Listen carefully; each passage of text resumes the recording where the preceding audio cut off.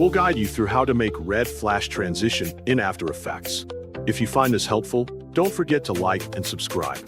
Start by opening your After Effects so the program loads and you can begin the edit. Once the workspace is ready, import your footages inside, so both clips appear in the project panel without any issue. After that, make a new composition by right-clicking the project bar on the left, then select New Composition from the menu that pops up. Set your composition based on your like, including the size, settings, and everything you plan to use for the edit.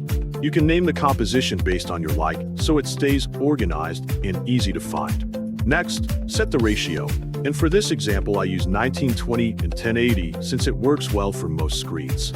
Then set the frame rate based on your need, and here I set the frame rate to 30 FPS because it is smooth and simple.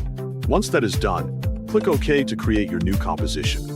Inside the new comp, drop both of the footages inside the timeline so they appear as layers. Adjust the position based on your like if you want to prepare a transition or line them up for the effect. Now right-click the timeline and select New. Then select Adjustment Layer to create a layer that affects both clips. After that, click the Adjustment layer to select it. Go to the Effect and Presets menu and search Exposure.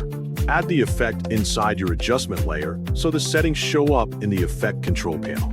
Now go to Effect and Presets again and search Tint. Then add the effect into the same adjustment layer. Turn on the keyframe option for both the exposure and the amount of tint effect. Set 3 keyframes at the beginning, between the 2 footages, and at the end of the footage so the effect flows well. Then change the color of the map to white option based on the color you need for the flash effect. Now set both effect values to 0 in the first keyframe so the clip starts clean. Then set the second keyframe value based on your like to create the flash peak. Set the third keyframe back to 0 so the flash fades out. Select all the keyframes and use F9 on the keyboard to apply easy ease.